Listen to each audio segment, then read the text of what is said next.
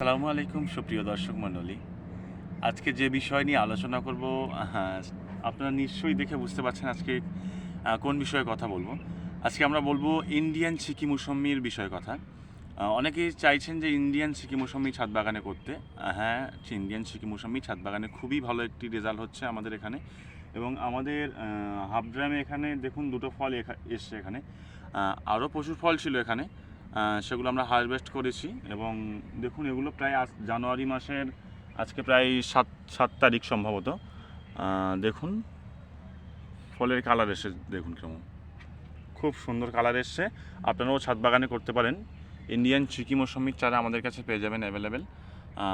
দাম জানতে হলে আমাদের কন্ট্যাক্ট নাম্বারে ফোন করবেন, দাম জানিয়ে দেবো।